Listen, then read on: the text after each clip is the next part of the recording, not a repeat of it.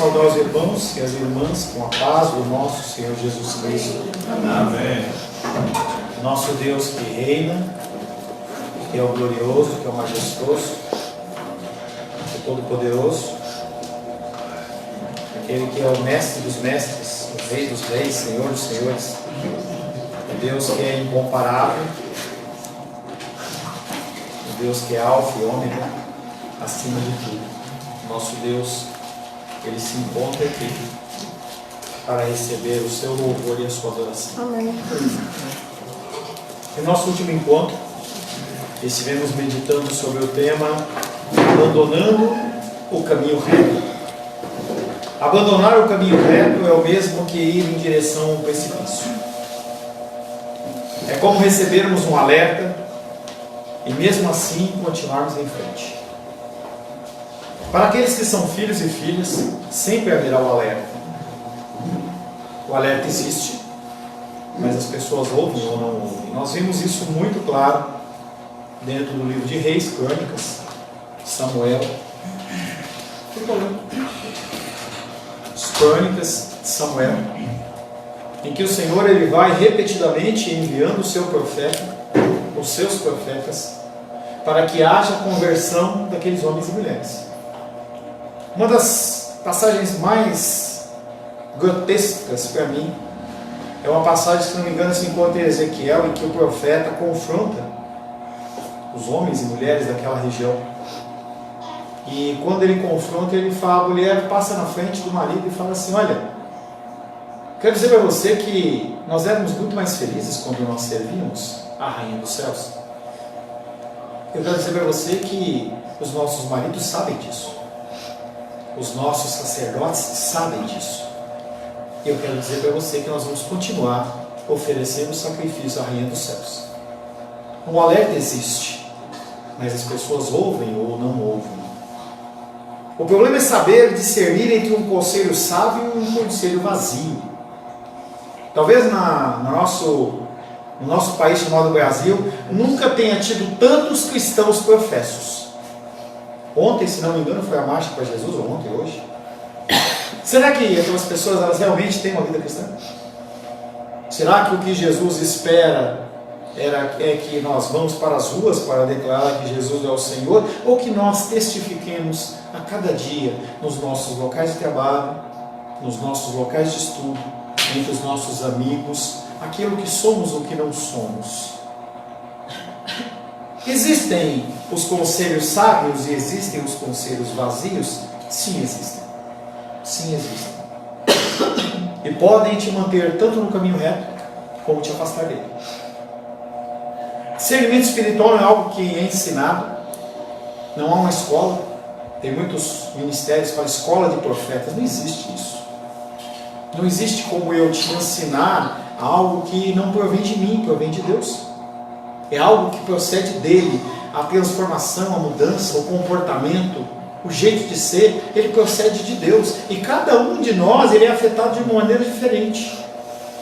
O verso que ficou da semana passada é 2 Pedro 2,17, que diz: esses homens, os falsos mestres, aqueles que dão conselhos vazios, eles são como fontes sem água, nuvens arrastadas pela tempestade.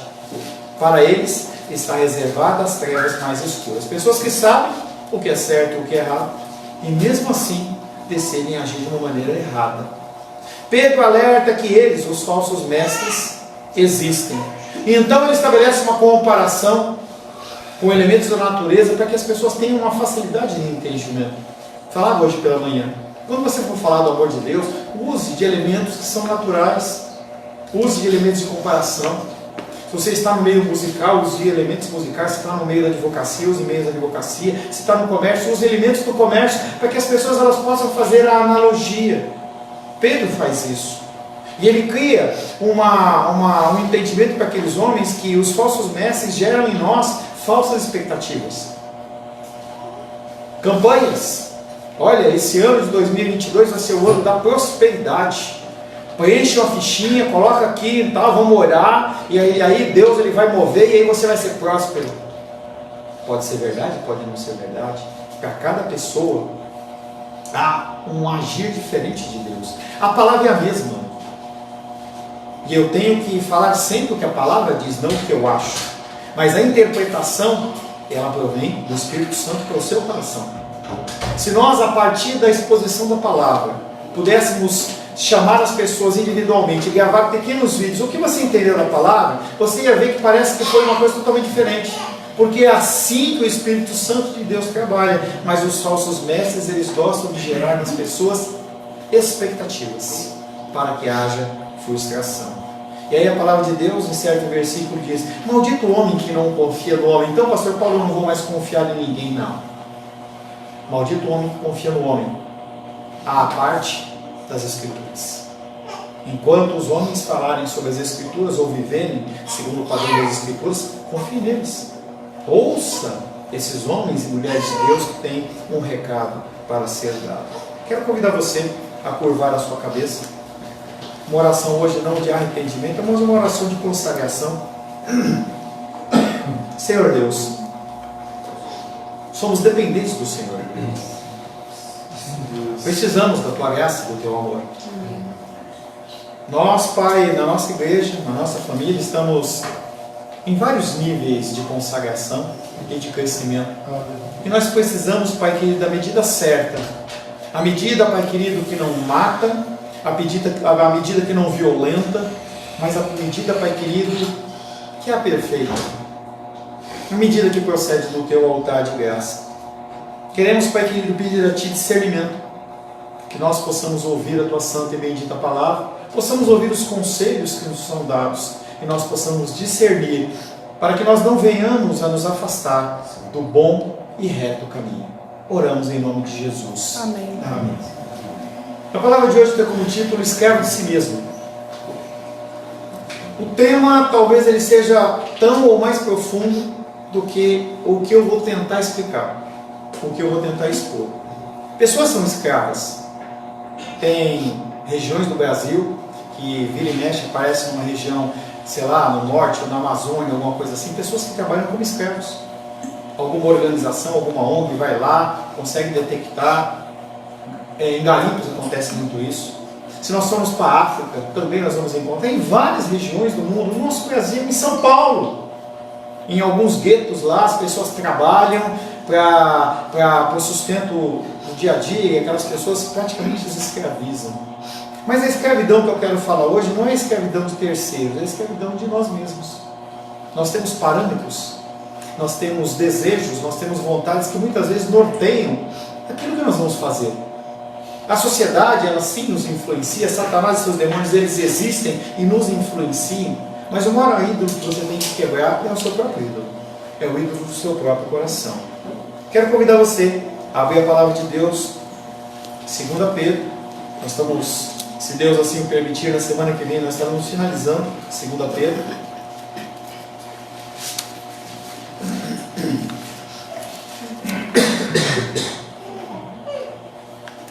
Pedro, capítulo 2. Quero convidar você a ficar de pé em reverência à palavra de Deus. 2 Pedro, capítulo 2, versos 17 em diante.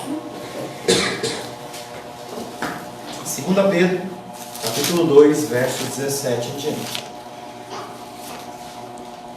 Assim diz a palavra de Deus. 2 Pedro, capítulo 2, versos 17 em diante. Esses tais são como fontes sem água, como névoas impelidas por temporal. Para eles está reservada a negridão das trevas. Porquanto, proferindo palavras jactanciosas de vaidade, engodam com paixões carnais por suas libertinagens aqueles que estavam prestes a fugir dos que andam no erro, prometendo-lhes liberdade quando eles mesmos são escravos da corrupção. Pois aquele que é vencido fica escravo do vencedor.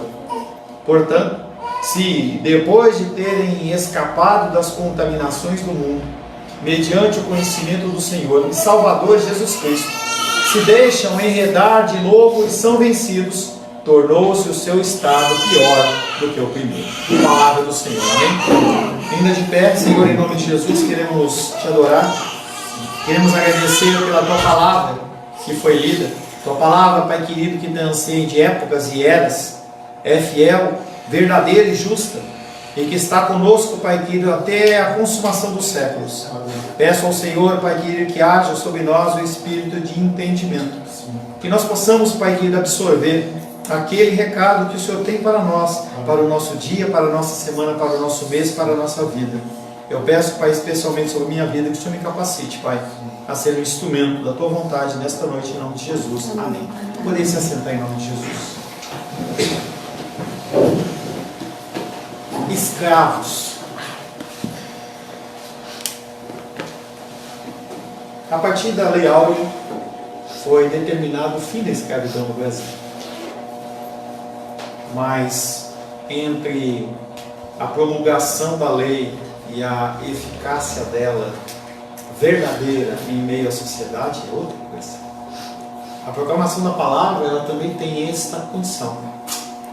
Parece que nós ouvimos as Escrituras, sabemos que certa condição nos escraviza, nos traz mal, mas mesmo assim nós continuamos praticando.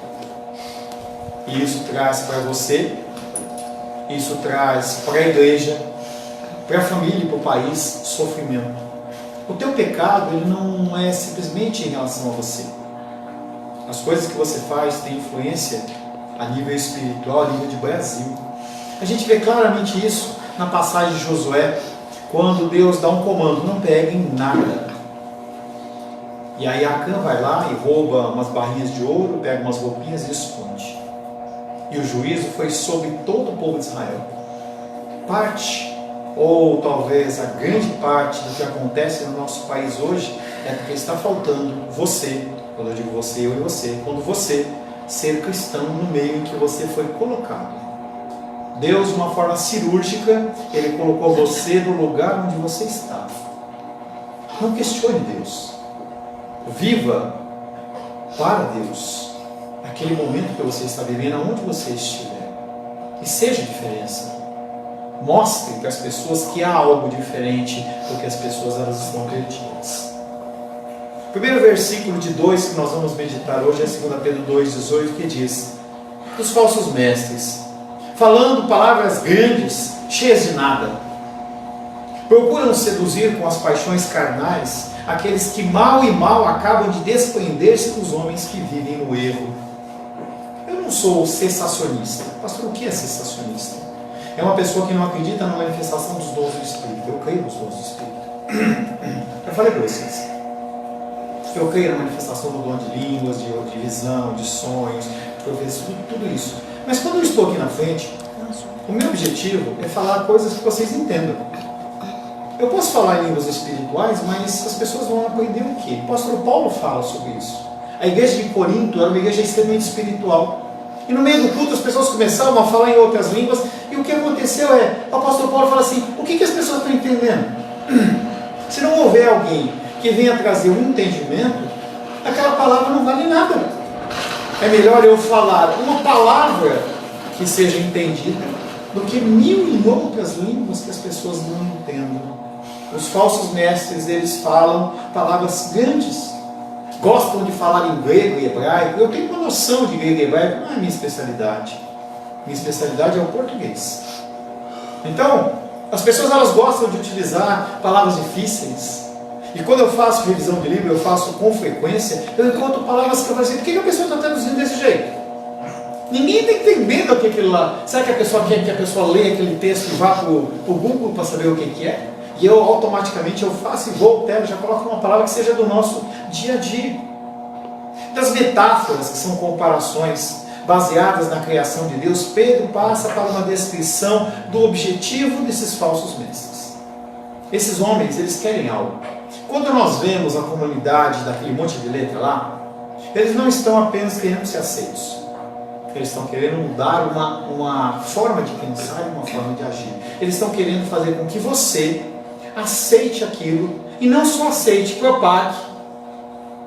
E além de propagar, você tem que aplaudi-los. Essa é a meta deles. Não há satisfação em apenas eu ter uma relação que ela é aceita pelo governo com todos os seus benefícios, ônus e bônus. Não, as pessoas elas têm que aceitar. Falava para a Rosângela, para a Luísa, estava vendo uma matéria agora, um negócio de metaverso, né, que tem a Marvel, quem segue o Marvel, está lá, os Homem-Aranha gay. O que se quer com isso? Cada vez mais implantar no nosso coração uma mudança. Enquanto a palavra de Deus, ela está fazendo um efeito de transformação de pedra para carne, eles querem transformar o seu coração de carne para o coração de pedra.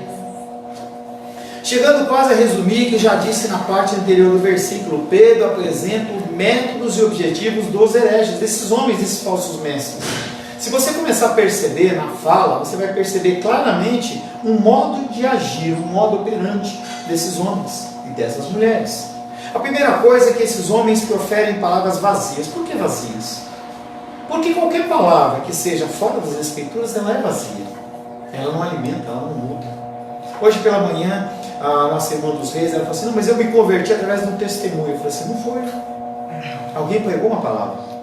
Algo já tinha sido plantado no seu coração. Pode ser que aquele testemunho venha apenas a trazer à tona uma coisa que ela já ouviu, mas não há conversão através do testemunho. Eu não tenho como convencer você a fazer nada através de testemunho, mas a palavra ela muda.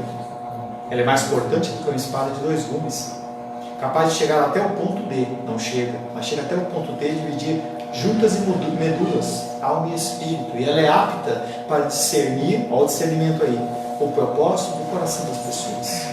Se você tem a palavra de Deus, você ouve algo, você vai conseguir discernir se aquele concílio é um concílio reto ou um concílio enganoso. Judas versículo 16.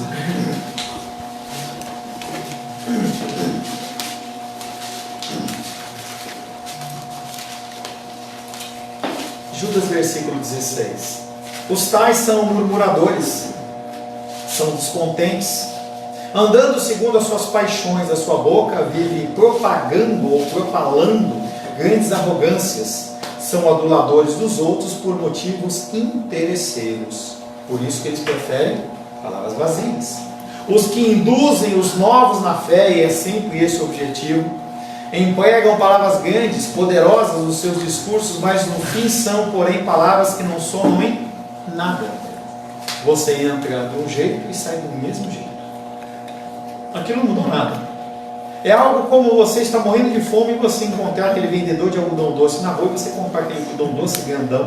Você come aquilo, parece que você ficou alimentado, mas você não se alimentou de nada. Vai ficar com fome e com sede. Obrigado. A palavra vazia, ela tem essa função. Ela engana, talvez te dê até uma acidez estomacal, porque não te alimenta em nada. Gera todo um processo digestivo e não tem nada. Estudos dizem que o açúcar, ele é mais viciante do que a cocaína. Se você olhar a foto de um cérebro com açúcar e um cérebro com cocaína, ele é igual. Então esse açúcar, essa palavra enganosa, ela parece que nos atrai, parece que é mais gostosa de ouvir. Eu brincava lá com o Nicolas lá fora, e o Nicolas falava assim, pastor, quando você fala que a palavra é light, dá até um frio no estômago. Light porque é sem açúcar, não é para adoçar, entendeu? Quando mães e pais querem ministrar um medicamento para o filho, coloca lá umas gotinhas de açúcar, de alguma coisa lá na Novalgina, entendeu? Parece que fica pior, né? O negócio fica um amargo, meio doce, um negócio meio estranho. Mateus capítulo 6, verso 7 diz, e orando não useis de vãs repetições como os gentios, porque presumem que pelo seu muito falar serão ouvidos. Os fariseus faziam isso. Entenda que não é repetição, isso é engano. Para alguns eu já falei isso. Repetição, o problema não é repetir. E orareis assim, Pai Nosso que estás no céu. Ore o Pai Nosso, é melhor do que muitas vezes essa oração que você fica rodando em volta do seu coração, em volta do seu coração. Ore Pai Nosso. O problema é você fazer as coisas de uma forma vã. Não é a Vânia, vã. Eu sempre uso com outro nome, né? Mas como a Vânia, eu estou olhando para a Vânia, eu falei assim, é de uma forma que você medite naquilo que você está falando. Esses homens, eles usam de vãs repetições. Eles falam e não dizem absolutamente nada. O muito falar e o uso de palavras difíceis era a sua arma para pegar os desprevenidos na armadilha.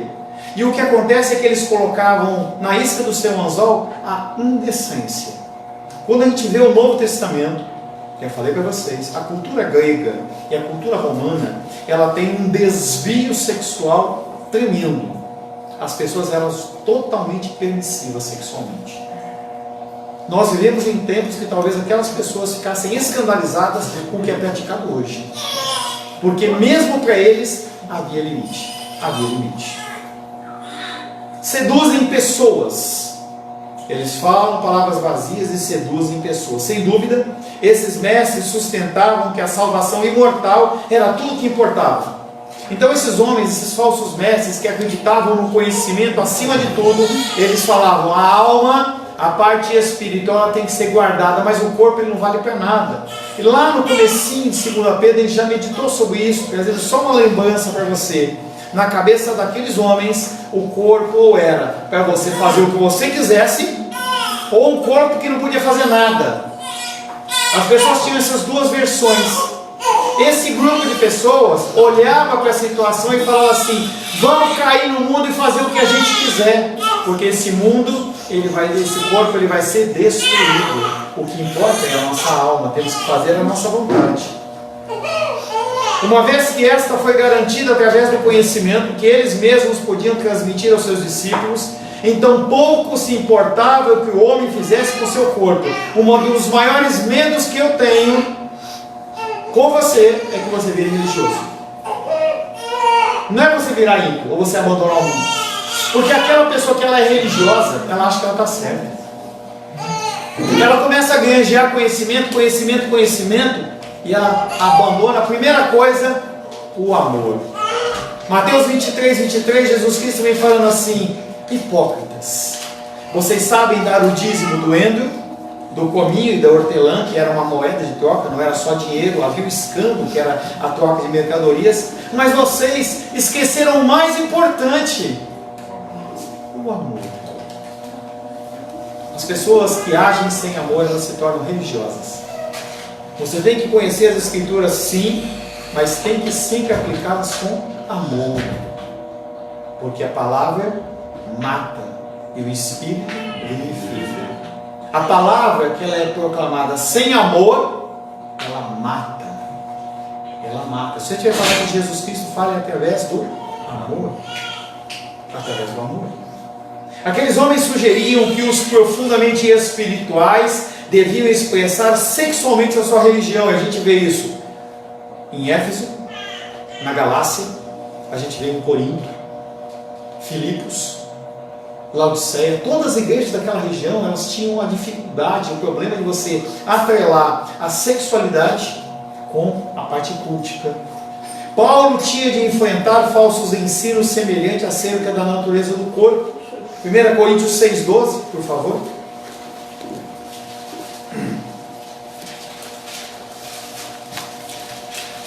1 Coríntios 6,12.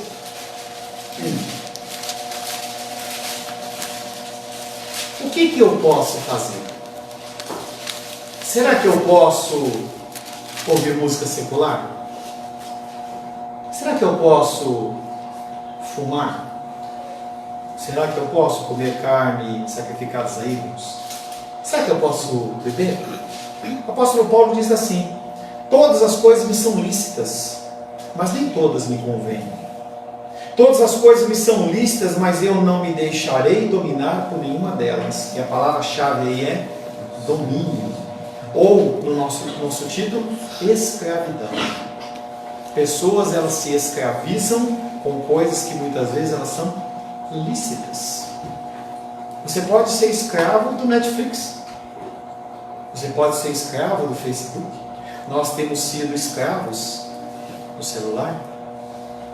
As pessoas, elas não conseguem ficar sem olhar o celular 10 minutos. Será que se a gente fizer um propósito de ficar algumas horas sem celular, será que você consegue? Você lembra que certa vez eu estava aconselhando uma pessoa e eu falei para a pessoa: você precisa do seu celular?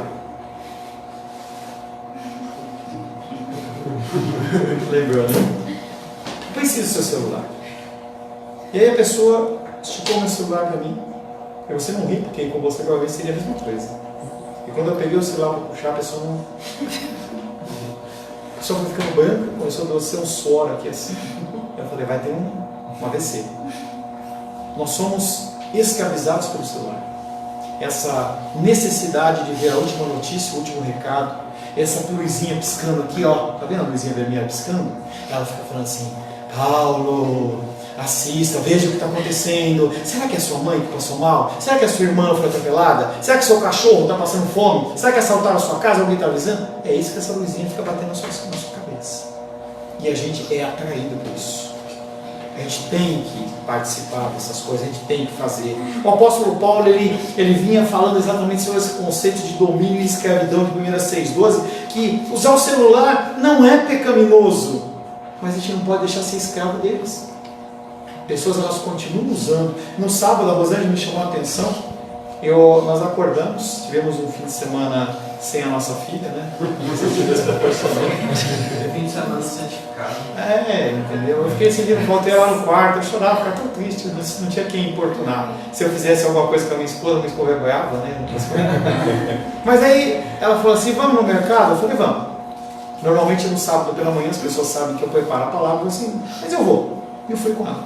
E aí eu fui carregando o carrinho com o celular aqui, e só resolvendo o assunto. Chegou uma hora que ela falou assim para mim, me dá o carrinho que eu levo.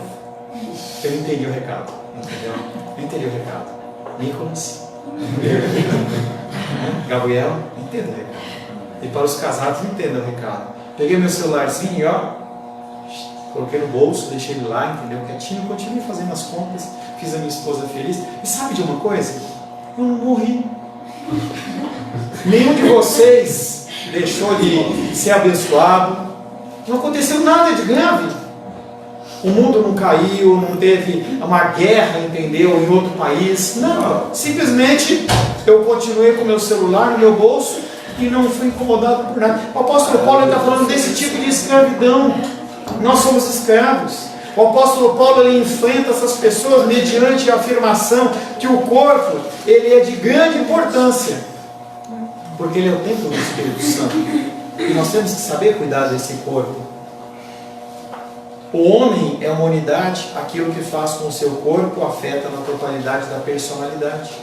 Se você não entende a respeito disso, e você pretende cultuar ao Senhor, e você não cuida do seu corpo, do que você vem ouvindo. Eu estava ouvindo uma música, e aí entrou um rockão, né? Eu falei, esse não vai dar, né? A Rosana falou assim para mim assim, para ir para a igreja não dá mesmo, né? E eu tirei, né? É bom ter esposa, porque sabe, ela me põe no reto caminho, né? Esta considerar sempre deve fixar limites ao exercício da liberdade do cristão. Essa condição da possibilidade. Será que eu posso tudo? Será que eu tenho liberdade para fazer o que eu quiser? Meu corpo, minhas regras? Será que eu tenho realmente gerência sobre fazer o que eu quiser na minha vida, com minhas finanças, com meu tempo? A resposta é não. Porque quando nós aceitamos Jesus Cristo como Salvador, Ele vem também como Senhor. Não é uma coisa que se separa uma coisa da outra. A quem aqueles homens estavam corrompendo? Os novos na fé.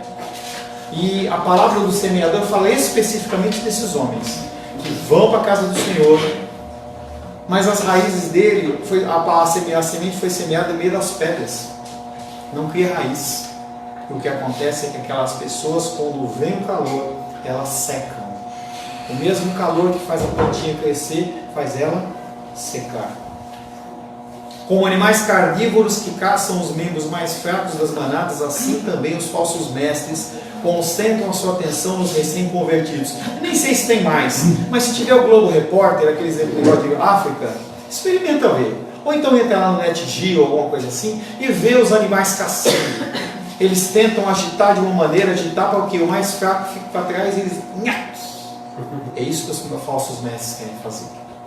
Se você não se dedica na leitura das Escrituras, se você não procura o crescimento cristão, o que vai acontecer é que você vai ser tirado da manada e você vai ser feito coisa.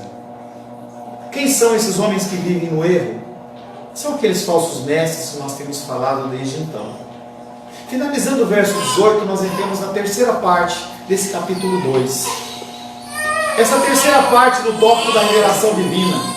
No primeiro segmento, na primeira parte, no versos 12 a 15, Pedro ele começa a trazer à memória as pessoas, as Escrituras.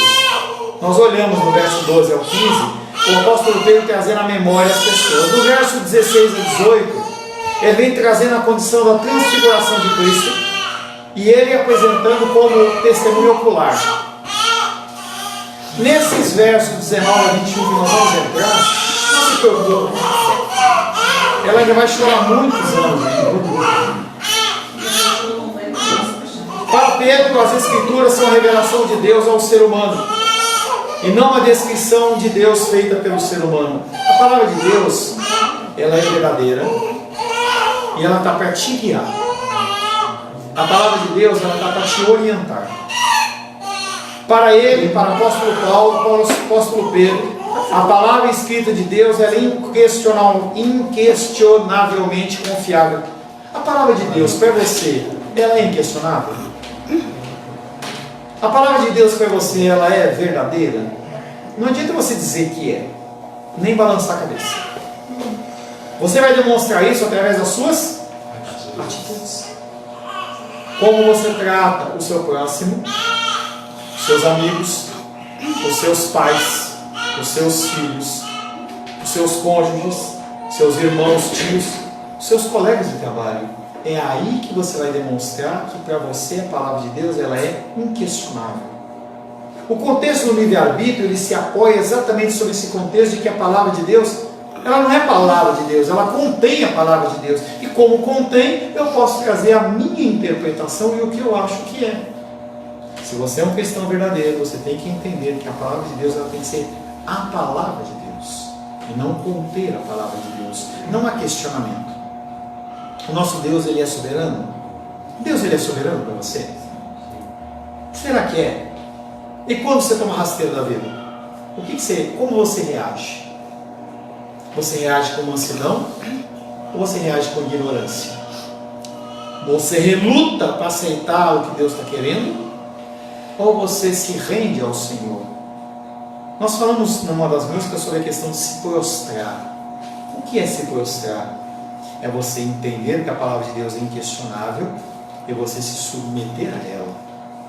E quando você não faz isso, sendo filho, você sofre. Não é porque Deus ele vai querer te punir, Ele está querendo trazer você para o bom e reto caminho. Isso é muito claro para pais. Porque a gente tem essa consciência de que apesar de eu fazer uma coisa que a minha filha não gosta, eu faço para o próprio bem dela. E esse remédio nem sempre ele é doce, ele é amargo. Eu lembro, não sei se já comentei isso, creio que sim. Quando eu fiz 18 anos, meu pai ele tinha uma condição boa financeira e falou para mim assim: eu vou te dar um carro. É um carro usado. Eu vou te dar um carro. Eu falei: carro eu não quero, eu quero uma moto. Aí ele falou: moto eu não te dou. Eu falei: se não é moto eu não quero. Ele olhou para mim e falou assim: melhor para mim, não vou gastar nada. Aquilo foi doce para mim? Não foi doce. É claro que eu voltei atrás, não sou besta nem nada, né? Mas entenda que o remédio do pai ele não é doce, pelo menos no lábio, mas no ventre ele é doce. A palavra dos falsos mestres ela é doce na boca e amarga no ventre. 2 Pedro 2,19. Prometendo-lhes a liberdade, quando eles mesmos são escravos da corrupção, pois cada um é escravo daquilo pelo qual se é dominado.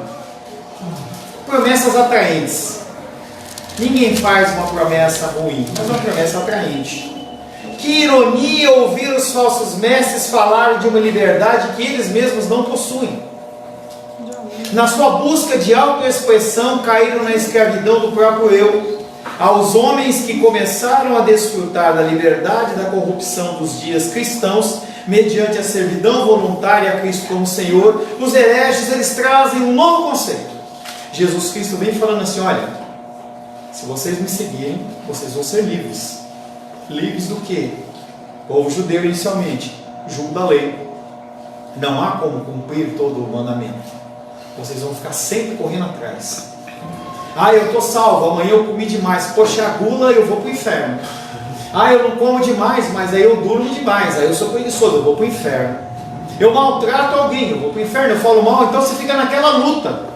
A grande dificuldade de sair do contexto da eleição divina é que você está sempre correndo atrás da sua salvação. A menos que você estabeleça um padrão muito abaixo.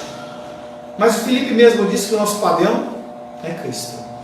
Se o nosso padrão é Cristo, e esse padrão ele realmente é inalcançável, ele é apenas um alvo, uma direção, um norte para nós vamos sempre tentar ser igual a ele, mas não vamos conseguir. Se você se medir com Hitler, com Mussolini, com Fernandinho Beiramar, você vai estar bacana na fita, mas você não é aprovado. No dia do juízo você é rejeitado. Esses homens fazem promessas atraentes e eles sempre propagam ideias que são atraentes às pessoas. Jesus Cristo diz: seja servo para você ser livre. O que eles falam é exatamente ao contrário. Eles trazem um novo conceito. Os coaches cristãos, esses homens, eles gostam de trazer novas ideias, porque a velha ideia é passada. Então eu gosto de trazer sempre uma coisa nova. A partir da semana que vem, nós vamos estabelecer o culto do banco, ou culto pet, ou culto isso, ou culto aquilo. É o culto dos jovens, é o culto das mulheres, é o culto disso. Onde está nas Escrituras? Aonde, de Gênesis a Apocalipse, houve um culto dos jovens? Porque a regra está aqui. Você pode fazer uma reunião? Claro que pode, mas não é culto. Culto é de adoração ao Senhor, um lugar santo. E as pessoas elas ficam criando novidades e novidades e novidades e novidades, porque como não tem palavras da verdade, tem palavras vazias, trazem todo tipo de coisa. Gostaria de um tempo a gente fazer um tempo de louvor aqui e tudo mais, mas é uma expressão nossa de adoração ao Senhor. Tem louvorzão na Bíblia? Tem. Quando Davi ele colocou a tenda dele lá na Sucá, que o nome em hebraico é esse Sucá, colocou 4 pauzinhos assim, colocou uma tenda lá, ele fala assim, tem que ter adoração 24 horas por dia. E ele mesmo fez mais de 3.000 instrumentos musicais para que houvesse uma adoração divina. Todo dia, toda hora, todo momento, 3 horas da manhã tinha alguém adorando o Senhor. É bíblico. Mas tem tantas coisas que as pessoas inventam, apenas para nos atrair. Esses hereges não foram os últimos que colocaram a liberdade contra a lei. Mesmo assim, a liberdade da qual orgulhavam tornou-se em indecência e gerou uma nova escravidão. Do outro lado, a alegre servidão à lei de Cristo, por isso nós estamos trabalhando de manhã sobre a condição de você ter prazer na lei do Senhor. Servir a Deus tem que ser uma grande alegria para você. Esses homens estão dizendo que não é uma alegria. A alegre servidão à lei de Cristo, que era tão depreciada pelos falsos mestres, leva na realidade uma emancipação mais completa do que os mestres do erro poderiam ter imaginado em qualquer tempo. Aquelas pessoas falavam, não, a liberdade em Cristo é prisão. Você está na igreja, é prisão. Você trazer o dízimo na casa do Senhor é prisão. Você ter um tempo de oração é prisão. Pastor Paulo, você acordar às 5 horas da manhã, isso é uma prisão. O bom é dormir. Eles não sabem de nada. Não sabem de nada. Eu quero é mais. Eu quero é o meu coração da minha época, que era pentecostal, ele cada vez mais me aviva e acordar cada vez mais cedo e eu tenho cada vez menos tempo de dormir. Rosângela já sabe dessa história porque ela viveu comigo. A gente tinha uma vida espiritual que era uma coisa muito doida. Eu acordava todo dia às 4 horas da manhã, e eu orava, e pulava, e dançava no meu quartinho lá de oração, e aí eu voltava, ela passava o tempo dela lá de 1 hora, 1 hora e pouquinho, lá depois nós tomávamos café, e eu falava para Deus assim, Deus, eu quero orar mais, eu quero ler mais, mas se eu dormir pouco, eu vou ficar com sono. E a gente trabalhava com máquina, a gente tinha uma gráfica lá, eu falei, Deus, eu quero dormir 4 horas por noite, mas o Senhor pode me conceder o privilégio de eu ter o vigor como se eu tivesse dormido 10 horas. Eu passei mais de 2 anos fazendo isso. Nunca dormi no trabalho, porque o Senhor concede. A servidão a Cristo é um prazer, é um privilégio. Pedro já havia demonstrado que a verdadeira liberdade O verdadeiro escape das garras do pecado vem única e exclusivamente do conhecimento de Cristo. Se você não conhecer a Cristo, infelizmente, você vai ter uma vida desgraçada. Eu não estou falando de salvação. Estou falando de uma vida desgraçada. No dia do juízo você vai falar assim: poxa, eu podia ter vivido mais. Eu podia ter sido mais feliz. Eu podia ter desfrutado mais. Eu e Rosângela temos vivido uma época ímpar no nosso relacionamento. Estamos casados há 18 anos. Talvez esse último ano tenha sido o melhor ano do nosso relacionamento. Nós temos descoberto que a gente pode namorar com 18 anos. Enquanto as pessoas elas começam a entrar num contexto aí de que é rotina, rotina, rotina, o Senhor ele tem nos concedido essa graça. Como também tem gerado no meu coração a volta da leitura, da oração, da dedicação ao Senhor, da confiança nele. Servir ao Senhor é muito bom, mas o mundo fala que não. Nós temos quanto tempo de igreja? 1 hora, 2 horas, 3 horas por semana. Quanto tempo você é impactado pelo mundo, pelas coisas do mundo? Sempre é o caminho do engano defender a causa da graça sobre a lei, do amor sobre os mandamentos. O engano fala graça e lei. Desde Adão e Eva, nós vivemos debaixo da graça. Deus ele podia ter destruído todo mundo ali, não salvado ninguém, salva ninguém. A gente vê isso em Noé, a gente vê isso com Moisés, a gente vê isso com o povo de Israel, a gente vê isso comigo e com você. Nós deveríamos ser destruídos. Certa feita Moisés, ele encara aquele povo fazendo lá o ídolo, destrói o ídolo e tudo mais, e Deus fala: vou destruir, vou acabar. Senhor, não nos faça sair desse lugar se a tua presença não for conosco. Como que nós vamos saber que nós somos filhos de Deus se o Senhor não está conosco? Moisés se quebrantando, se apresentando ali, e Deus fala assim: eu vou matar e vou começar um novo povo. Deus não faz isso. Parece um diálogo entre amigos. Parece até que Moisés está mudando o coração de Deus nessa história. E o pai fica olhando aquele diálogo, ele deve achar engraçado. O filho se colocando naquela posição ali. É como aquele leãozinho com um leãozão bem formado. Às vezes a gente vê umas cenas na internet, está lá o pitbull, aquele pitbull. Aí vem o cachorrinho, fica lá cutucando ele e olha, parecendo aquela bocejada. Entendeu? Parece que Deus ele faz a mesma coisa com a gente. O viver cristão sadio vem quando os mandamentos de Deus são vistos como os guias ao longo da nossa vida de amor. Ela é a cerca viva que protege a nossa vida. É a leitura da palavra. Aqueles homens falsos mestres continuam falando palavras vãs acerca da liberdade, quando o tempo todo eles mesmos têm estado e ainda estão na prisão da concupiscência do desejo. Talvez você ainda tenha o teu coração preso em coisas, em planos e projetos. Faça planos e projetos, sim, mas muito mais do que isso, dedique-se a Deus. Jesus disse aos judeus que se orgulhavam da sua liberdade, que realmente eram escravos do seu próprio eu pecaminoso. João capítulo 8.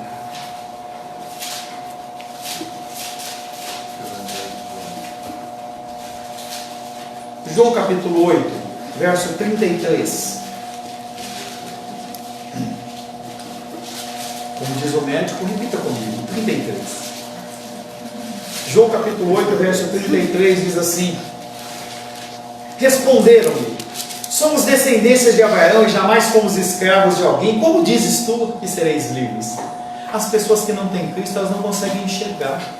Elas não percebem as amarras do pecado as envolvendo, porque elas não têm Deus.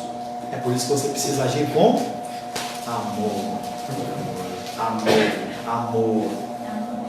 A liberdade em Cristo significa que fomos libertos do fardo do pecado, que Cristo cumpriu a lei por nós e que obedecemos a lei de Deus e expressamos a nossa gratidão a Ele através da nossa vida pautada nos seus ensinamentos. Cada um é escravo daquilo pelo qual é dominado. Isso é um provérbio daquela época. Eu lembro que a gente estava certa vez lá na Gráfica, em São Paulo, e aí um pastor ele veio orar por nós, estava passando um tempo de muita dificuldade financeira. E aí aquele homem ensinou para a gente um ensinamento muito interessante. Aquilo em que você se escraviza, já vira seu dono. Então, e ele veio falando de finanças. E ele falou assim que, certa feita, ele pegou uma quantia de dinheiro com alguém. E aí, em algum momento, a sua esposa, alguém queria viajar, o filho queria viajar, e naquela decisão ele se sentiu incomodado, ele foi buscar Deus. E aí ele foi levado pelo Senhor, aí para aquele homem pedir, eu posso viajar? E aquele homem falou assim, mas por que você está me perguntando isso? Porque eu te devo dinheiro, esse dinheiro é seu. Em vez de pagar essa parcela, eu estou indo viajar. Então eu me sinto escravo de você. Quantas coisas que nós nos escravizamos? Aos mais novos, não entende isso. Mas há uns 20 anos atrás, não existia a condição de você comprar um liquidificador de R$50 em 12 parcelas sem juros. As pessoas elas vão se amarrando nessa área financeira, ou qualquer coisa. Elas ficam escravas de uma situação e acabam ficando refém daquilo. Então a pessoa, ela se sente refém, ela não consegue mais ajudar as pessoas, porque ela está sempre procurando a satisfação do seu próprio coração naquele ídolo que é o recurso financeiro. O que é liberdade? Assim que fazemos essa pergunta, precisamos especificar de que escravidão nós somos salvos, ou nós somos presos. Pessoas que foram escravizadas pelo álcool ou drogas declaram liberdade da dependência química ou sua escravidão. Nações que foram libertas da ocupação inimiga experimentam a liberdade da opressão. Essa criação que foi colocada sob a escravidão do pecado espera pacientemente pelo dia que nós seremos remidos. No que você é escravo? Talvez você seja escravo no controle. Eu tenho que dominar isso.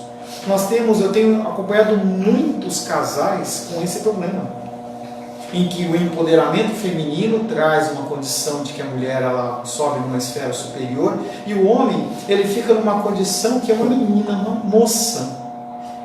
Gente, a quantidade de casais que vêm pedir ajuda, porque o homem não é homem, homem não é bruto, não é grotesco, não é Shrek, não é nada disso, tá? Não é nada disso. Mas os homens, eles não se colocam na posição, e eles se colocam na posição cada vez mais de domínio. Isso está errado. Está errado.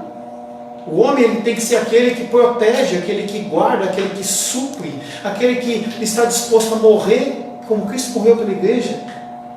Não tem direito a ficar bravinho, não tem direito a ficar chateado, não tem direito a ficar bolado nem nada. Ele tem que ser o pacificador, ele tem que ser aquele que engole seco e tem que resolver o problema. Cada vez mais esses homens têm desaparecido, não se encontram. Cristãos não sabem como agir desta maneira. É por isso que meus jovens casais que vão se casar, se não entenderem o papel do homem no casamento e da mulher no casamento, é um caso. Filipe e Raiane passaram por isso. Chegaram lá com a Raiane lá no bucho, pastor, e eu falei para ele assim: quem criou o problema foi vocês. É o caso, mas o procedimento é esse. Mesma coisa que eu falei com o Nicolas, mesma coisa que eu falei com o Gabriel e a Larissa, mesma coisa. Quando chegou lá pelo 8º mês, eu olhei para a Rayane e falei assim: eu estou judiando do bebê. A nossa escada, quem lembra da minha casa anterior, lembra que era aquele 3 lances de escada. Eu falei assim: não, por causa do bebê, eu vou mudar a regra. Mas depois eles pagaram todo o preço pela falta do ensino. Do que você é preso? Romanos 8, 19 e 21 fala que a criação... Calma aí, Romanos 8, 19 e 21. Romanos capítulo 8. Olha o Romanos de novo aí, ó.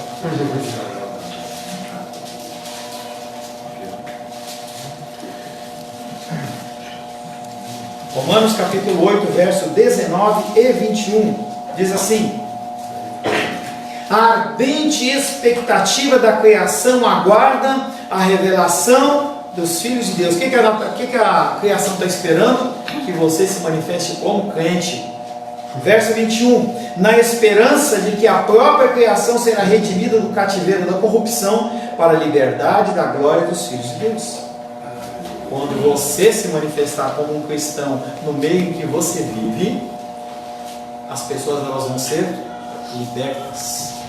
Vão ser libertas. Muitos dos primeiros leitores da Epístola de Pedro conheciam a escravidão e a liberdade por experiência própria. Escravidão verdadeira. Escravidão de você estar preso, em você ter que servir a pessoa sem nenhum tipo de remuneração. Era a realidade deles. Porém, a comunhão da igreja cristã, a distinção entre senhor e escravo desapareceu. Paulo elogia Onésimo como irmão em Cristo ao escrever a Filemão. Além disso, ensina aos Gálatas os princípios da liberdade cristã. Não pode haver judeu, nem grego, nem escravo, nem liberto, nem homem, nem mulher, porque todos vós sois um, Jesus Cristo. O cristianismo ele vem trazendo este contexto de que as pessoas são iguais. A verdade do Evangelho liberta o crente do poder do pecado. No mundo gentil do século I, os filósofos gregos até vinham trazendo um conceito semelhante, mas palavra de homem não liberta ninguém, só a palavra de Deus. Através da obra de Cristo, os grilhões foram quebrados e o homem foi livre do seu fardo. Cristo Jesus concede a verdadeira liberdade a todos que se achegarem a Ele, falei hoje pela manhã, através da fé e arrependimento. Deus implanta no nosso coração a fé dele, gera em você mudança e transformação, e você para de fazer aquilo que você estava fazendo, que é contra as Escrituras. Isso chama-se conversão. Conversão. Somente o Filho de Deus pode, em verdade, libertar o crente. João 8,36, para finalizarmos. Evangelho de João, capítulo 8, verso 36. Quem dormir mais que 5 minutos no culto vai tomar Santa Ceia. Como que é? Pessoa que eu estou marcando aqui. Se a pessoa cochilou mais que 5 minutos, ela não toma Santa Ceia hoje. João 8,36.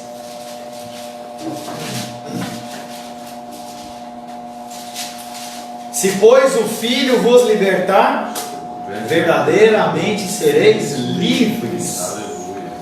Ele está afirmando que você é livre, mas você continua ouvindo a voz do falso mestre. Eu não consigo, pastor. Eu não consigo me libertar de A, B, C, D, E, F, G, H. Parece as letrinhas lá, né? Eu não posso nem ficar falando muito disso, senão vão editar minha fala. Daqui a pouco eu tenho que chamar a Sheila, porque eu estou lá na faculdade, né? Cuidado, né? Mas isso é complicado. Ser escravizado por si mesmo é a mais pesada das servidões. E eu volto a perguntar: você é escravo de quê? Aceitação? De amor? Reconhecimento. Tem pessoas que querem ser reconhecidas. E aí depois canta: não preciso ser reconhecido. Nós gostamos de reconhecimento. Feche seus olhos. Senhor, em nome de Jesus, queremos te louvar, te adorar e bendizer, Pai querido, porque o Senhor nos liberta da escravidão do pecado. Não queremos ser escravos de Satanás, não queremos ser escravos do mundo, muito menos, Pai, escravos de nós mesmos. Pedimos ao Senhor que só quebre os ídolos do nosso coração, para que nós possamos, Pai querido, verdadeiramente louvar e adorar e bendizer o Teu santo nome. Te louvamos em nome de Jesus. Amém. Graças ao nosso Deus querido e amado Jesus.